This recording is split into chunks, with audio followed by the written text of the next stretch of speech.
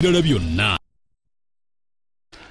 Omulungi ampuliriza tukwaniriza Bukedde TV 1 kwoli, tulina Bukedde TV 2, olupapula lwa Bukedde weruli ne Bukedde Farmer Embutikizi. Naku z'omwezi 2 mwezi gwa 12 mwaka 2022 naku lwa 5. Baswaba tubajukiza nti leero Juma tubagala nnyo yonna gye muli. Abalwadde tubasaasira, abafiddwa kitalo nnyo, abafunye obuzibu obutali bumu Mukama abagumye, n'abafunye ebirungi tuli wamu nammwe. Detective GS Kigobero Wendi nga nze mwogezi w'ekika ky'olugava omu yekka bw'ati mu nsi yonna, munnange ow'embwa alabika yafunyemu obuzibuzibu.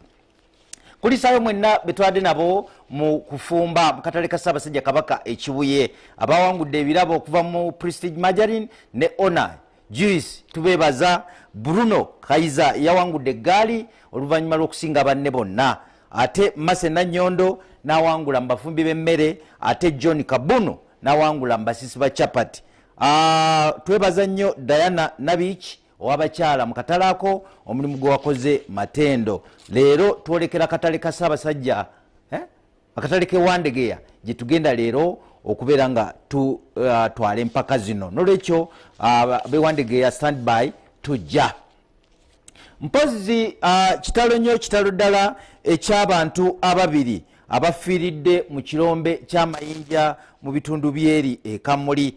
Kuliko Fatuma Bamuberere myaka 32 ne Alon Akiribakamo myaka 13 bebuzibirira Busanga mu district ye Kamuli. Kigambibwa nti abantu bano badde basima amayinja naye nga bakola engeri y'omukwesese, basima beyongera munda, oluvannyuma ekirombe kibabisse we batuukidde okubajjayo nga bafudde. Kitalo nnyo emirambo gy'abagenzi kitwaliddwa mu ddwaliro Kamuli okulaba nga gyekebejjebwa. Kibi nnyo, kibi ddala. Ate mu Wakimese wano ekyengera waliwo abantu bana okuli n'omujaasi w'eggye lya UPDF RA namba M9M7 Lance Kopolo Balyahebwa James akwatiddwa n'abalala basatu.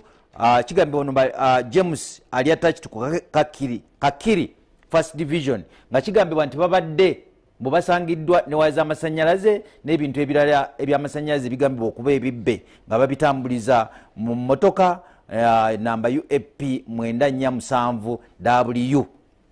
Omulala akwatiddwa yalina yitwe Verasio myaka 36 ne Kamadi Giberia myaka 2 wekayebeggayaza ne Joseph Kambira myaka 3 wemulago wandegeya bebamu kwabo. Poliisi ekyagenda mu maaso n'okukunya abantu bano okuzuula ekituufu.